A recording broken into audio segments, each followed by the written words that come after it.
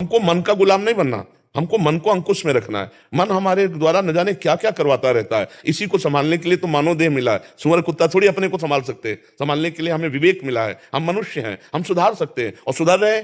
सत्संग और शास्त्र स्वाध्याय के द्वारा बहुत से सुधर गए। जिनको राम कहना नहीं आता था वो मरा मरा रट करके ब्रह्म ऋषि बन गए। तो हम लोग नहीं सुधर सकते? हम लोग निराश हो जाते हैं, मन के अधीन हो जाते हैं, इसलिए हमारी दुर्गति हो जाती है। ये कहने से काम थोड़ी चलेगा, हम पापी, हम दुष्ट हैं, हम नीच हैं, ये कहने से काम नहीं चलेगा। जो तुम्हें पाप में लगा रहा है उसको पकड़ो। पापी कौन है? मन। उसको पकड़ कि आज से नियम लेता हूं, तू चाहे जितना जला मार दे, पर हम वो काम नहीं करेंगे जो नहीं करना चाहिए। आप जीत जाओगे। और वो मैं नहीं रह पाता तो फिर रहना पड़ेगा। ऐसे नहीं रहोगे तो जेल में रहोगे। पापाचरण बनता जाएगा, कानून विरुद्ध आचरण बन जाएगा, जेल जाना पड़ेगा। फिर मन को समझाओ। अब तो समझाना ही पड़ेगा। अब जेल के अंदर थोड़ी मनमानी कर सकते हो, तो पहले ही कर लो ठीक से, तो आगे ना ये जेल सही तो नरक।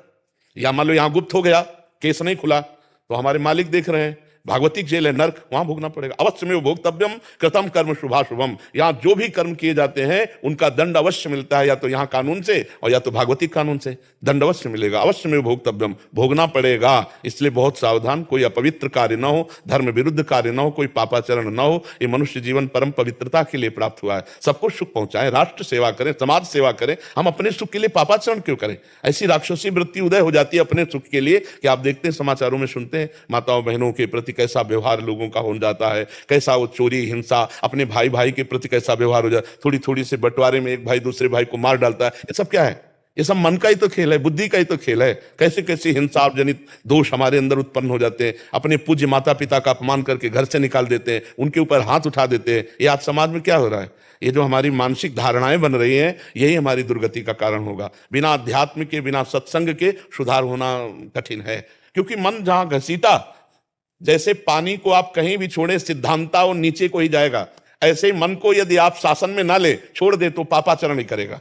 खुला छोड़ दो मन को, आप देखो पापाचरण ही करे। उसकी सोच है मना खष्टान इंद्रियाणी प्रकृति स्थान कर सती। परमात्मा की तरफ तो लगाना पड़ता है। जैसे किसी पानी की जो धार है उसको हमें ऊपर चढ़ाना है तो यंत्र की जरूरत है, ऐसे ही मन को यदि ऊर्ध्वगामी करना है, भगवान की तरफ लगाना है, तो मंत्र की जरूरत है, नाम की जरूरत है। हम निरंतर नाम जप करें, भगवान का स्मरण करें, अच्छे कार्य करें, शास्त्र स्वाध्याय करें, सत्संग सुने, अभी ठीक हो जाएगा। अब मनमानी आचरण करो, कह दो कोई कृपा हो जाए, तो ड्रामेबाजी में तो बच्चा हमारा विश्वास है नहीं, आपका हो तो। सत्य वस्तु है, अपने कर्म को जीव को भोगना होता है। नहीं बाल ब्रह्मचारी जीवन भर भजन करने वाले भीष्म पितामह को 6 महीना की बाणों की सैया में सजा मिली। किस जन्म की?